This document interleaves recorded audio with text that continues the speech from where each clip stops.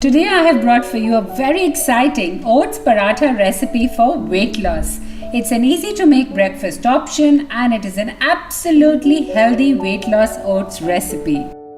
This weight loss oats paratha is all of 98 calories and this is absolutely suitable for people suffering from PCOS, diabetes, cholesterol, high BP. Plus, it is a high fiber recipe and absolutely suitable for people suffering from constipation. Welcome to my kitchen, Diet Recipes by Natasha Mohan. So let's begin this super exciting recipe. First, I'm going to take 15 grams of oat flour, and oats are a great meal option, especially for people trying to lose weight, as they are a rich source of soluble fiber called beta-glucan, and it keeps you full for longer and satiated. Then I'm going to add about 15 grams of wheat flour, which is made of whole wheat grains. This is a rich source of vitamin B1 and also rich in magnesium. Now this is essential for glucose metabolism, hence this is excellent for people suffering from diabetes. After having added both the flours, I'm going to add about 2 tablespoons of regular water and I'm going to knead it into a soft dough. So just be careful to add the water little by little and not at one go. As you can see, my dough has almost started shaping up and I need to form a ball out of this. I'm kneading it well so there are no lumps, and finally you can see my dough is now coming together. So just make sure you do it right so you end up getting the soft dough which we need for our rotis. There you have it. So now it's time to prepare the filling, and for that I'm using grated cauliflower. Now cauliflower is high in fiber, it's low in calories, and it's a very filling option which is going to give a nice texture and flavor to our roti.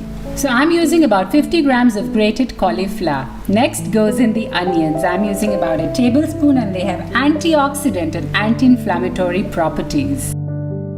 So in goes the onion, and the next ingredient is carom seeds. Now carom seeds actually help in digestion and absorption of nutrients from the food and increase your metabolism. Next up is the superfood grated ginger. Now this contains a compound called gingerol which can actually counter inflammation and contains a lot of antioxidants. Then I'm adding some chopped coriander which stimulates your digestive enzymes and juices and is also a good source of fiber. Then it's time to add my favorite green chilies. They are rich in vitamin A, B6, C, and they also contain antioxidants. Now it's time to add in some spices like salt to taste, very little red chili powder and raw mango powder. Now this is one of my favorites. It actually gives a nice tangy flavor. And last but not the least, a little bit, just a pinch of garam masala. Then I'm going to mix all the ingredients well so they all come together and form a nice mixture. Now it's time to roll the dough and divide it into 2 parts. So I'm going to shape it into equal sized balls and make sure that they're absolutely round and dunk it into the wheat flour. So after having coated it well with the wheat flour, it's now time to roll it as thin as possible because they're eventually going to form the top and the bottom of our filling. You might just take a few tips here from my rolling skills. I think I'm doing decently well. So oats roti might have uneven edges, but that doesn't make them any less tastier or nutritious.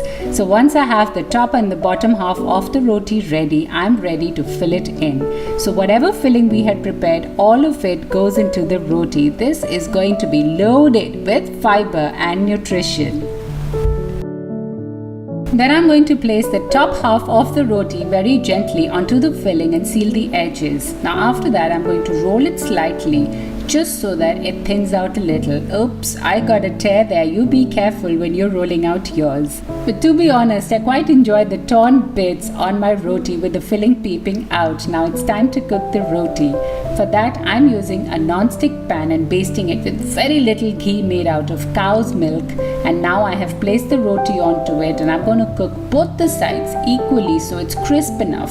So just make sure it's crisp enough on both sides, cook through, and then you can obviously add about half a teaspoon of ghee and enjoy your paratha. It looks delish, doesn't it? Enjoy it with half a bowl of curd, a little bit of mint chutney and whatever you please.